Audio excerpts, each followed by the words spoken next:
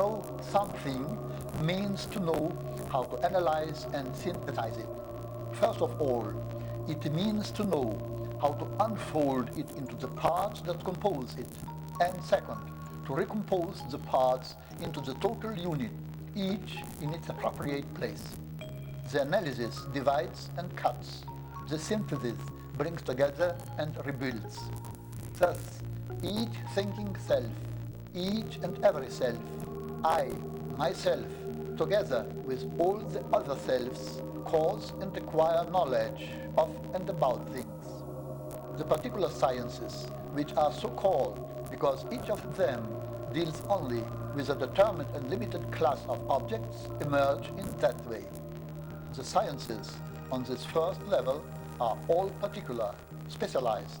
None of them gives us an overall vision of all things, of the entire universe.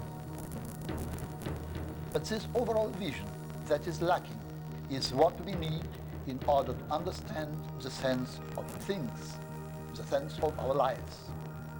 A most universal science, situated at the apex of the pyramid of knowledge, a science that encloses all things, that has a comprehensive vision of the entire universe, that will be the science of all the other sciences. That's what we need. This is the purpose and the target of ascending dialectics. Leaving the particular, we take off in search of the most universal principles that rule all things, that determine the entire universe. In the beginning of ascending dialectics, as our starting point, we have all the certainties of the daily world and of the particular sciences, or, as Hegel said, sensible certainty. Inside it, the individual self discovers itself as a universal self. This universal self is present in the daily life of each one of us as the common sense and the common will of the community we live in the particular sciences, as the scientific self of the scientific community. The individual self enlarges itself, and in this way becomes a universal self, which includes all the other thinking selves.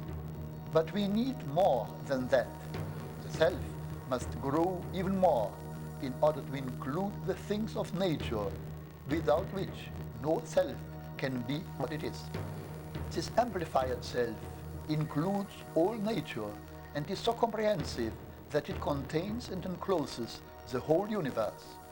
I, myself, the self I am, or rather, the amplified self I am, is the universe.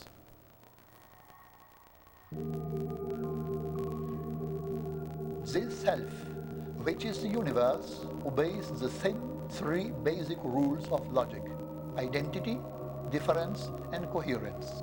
These three first basic principles rule the universe.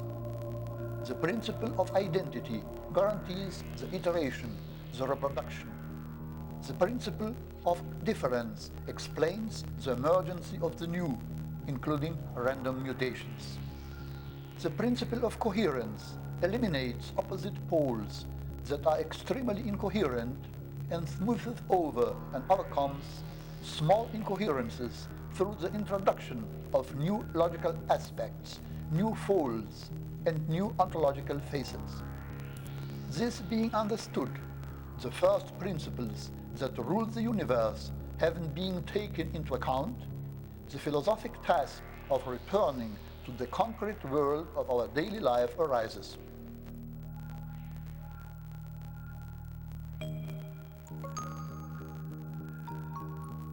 We are now ready to begin the descending dialectics that consist of the step-by-step reconstruction of the concrete world, based on the three first principles.